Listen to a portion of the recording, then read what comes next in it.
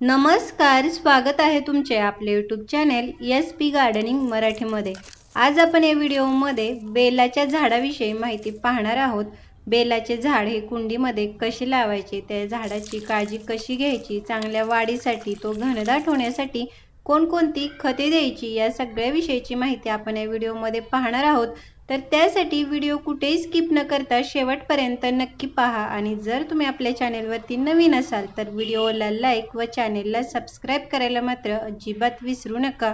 घरच्या घरीच कुंडीमध्ये बेलाचे झाड हे आपण लावू शकतो आणि त्याला लावणे वाढवणे हे देखील तितके सोपे आहे। बेलाचे झाड हे घरीच लावल्यामुळे आपल्याला ताजी स्वच्छ ही बेलाचे पाने हवी तेव्हा हवी तितकी हे आपल्या महादेवाला अर्पण करण्यासाठी ही मिळत राहतात।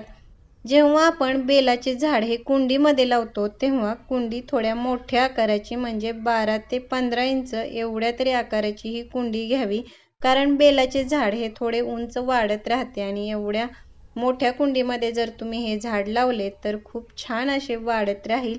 जेव्हा आपण सुरुवातीला बेलाचे झाड हे कुंडीमध्ये लावतो तेव्हा माती तयार करताना ही थोडी चांगल्या प्रतीची भुसभुशीत तयार करावी। तर त्यासाठी एक भाग साधी माती, एक भाग मुरमाड माती आणि त्यामध्ये थोडेसे शेणखत किंवा गांडूळ खत मिक्स करून माती तयार करून जर त्याच्यात तुम्ही हे बेलाचे झाड लावले तर खूप छान असे हे झाड हे वाढत राहते।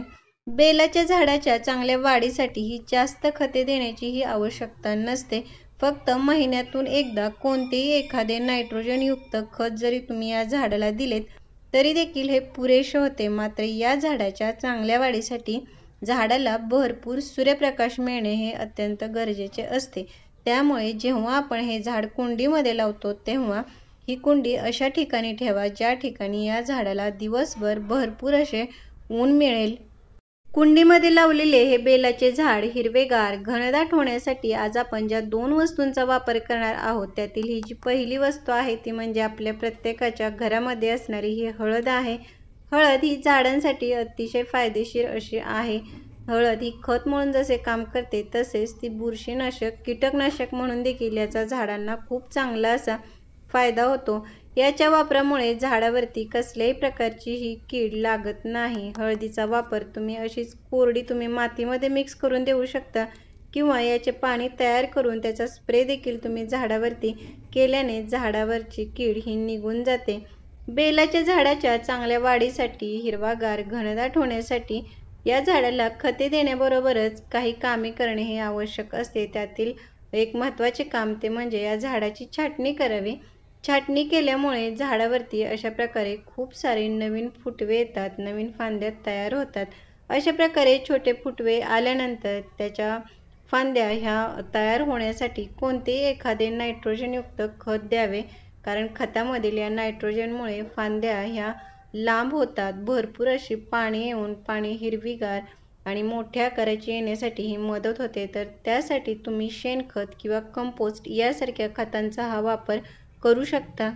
बेलाच्या झाडाच्या कुंडीतील माती देखील अशा प्रकारे हलवून थोडी मोकळी करायची, त्यामुळे माती ही भुसभुशीत राहते आणि अशा मातीमध्ये जेव्हा आपण खते पाणी देतो तेव्हा मातीमध्ये ही व्यवस्थित मिक्स होऊन झाडाच्या शेवटच्या मुळापर्यंत ही व्यवस्थित पोहोचली जातात आणि आपल्या झाडाला त्याचा चांगला फायदा होतो।